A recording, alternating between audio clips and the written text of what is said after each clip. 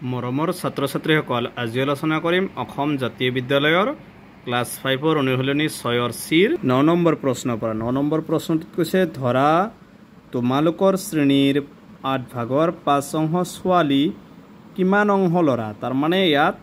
তোমালোকৰ শ্ৰেণী মানে এটা শ্ৰেণী বুজাইছে আৰু শ্ৰেণীটোৰ 8 ভাগৰ 5 অংশ ছোৱালী হলে কিমান অংশ ল'ৰা আমি হেতু ওলাব লাগে প্ৰথমে দিয়া আছে তোমালোকৰ শ্ৰেণীৰ 8 ভাগৰ 5 অংশ ছোৱালী এতেকে আমি যেহেতু তোমালোকৰ শ্ৰেণী মানে ইয়াত এটা শ্ৰেণী বুজাইছে এটা শ্ৰেণীৰ কি 8 ভাগৰ 5 অংশ ছোৱালী আমি ল'ৰাখিনি ওলাব লাগে গতিকে ইয়াত এটা শ্ৰেণী বুজাইছে গতিকে আমি এটা শ্ৰেণীৰ পৰা আমি ছোৱালীটো মাইনাস কৰিম 8 ভাগৰ 5 ইয়াত লহাগটো লৈ একো নাই মানে 1 আছে 8 আৰু 1ৰ লহাগু 8 इथे बज्र गुणन करा 8 1 गुण 8 माइनस 1 5 गुण 5 8 ৰ পৰা 5 গলে কিমান 3 এতিয়া আমি কিমান পাইছো তলত আছে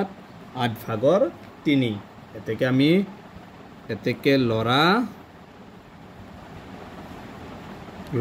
কিমান হ'ব 8 ভাগৰ 3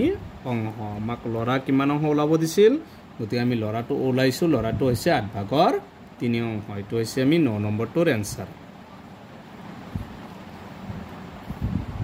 10 নম্বৰ প্ৰশ্নটো কৈছে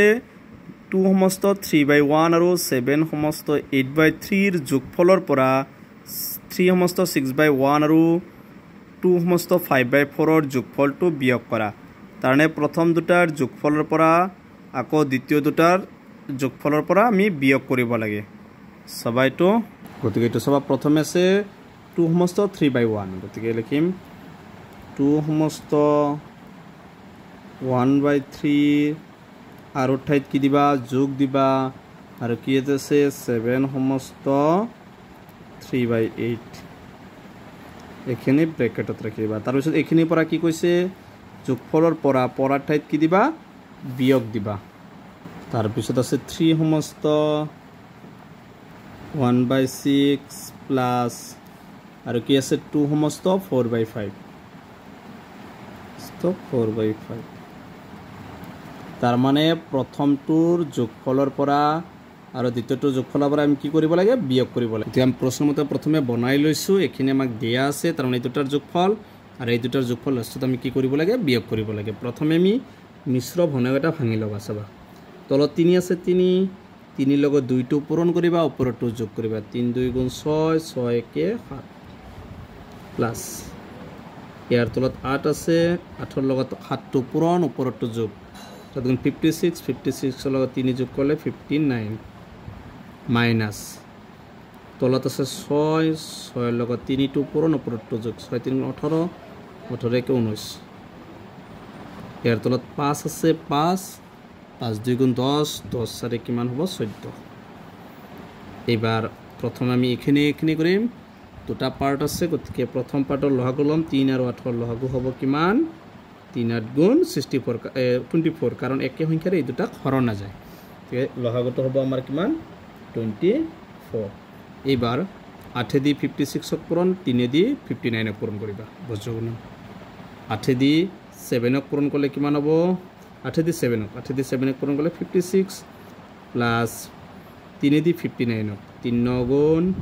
27 7 2 3 5 গুণ 15 15 আর 2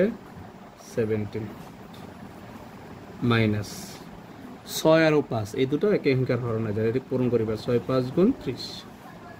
5 দি 19 5 দি 5ৰ লগত 19 5 গুণ কিমান হ'ব 95 প্লাস 6 লগত 14 পূৰণ কৰিলে কিমান হ'ব 84 14 4 6 গুণ কিমান 84 তাৰ পিছত আছে তলত 24 56 আৰু 177 যদি আমি যোগ কৰো কিমান হ'ব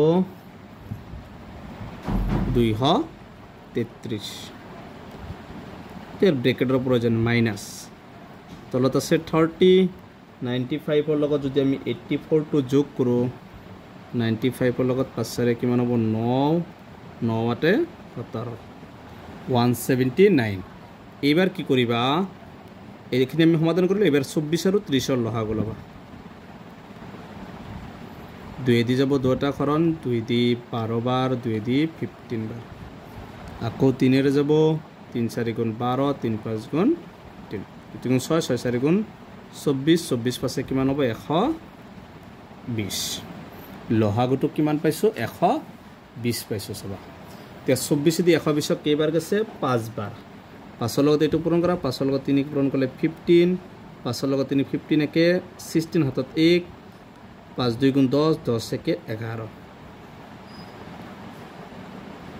মাইনাস 30 দি 120 ক কেইবাৰ যাব 4 বাৰ 4 9 গুণ কিমান 36 4 7 গুণ 28 29 30 31 30 ৰ 1 হাতত 3 4 1 গুণ 4 4 3 7 কিমান হল 716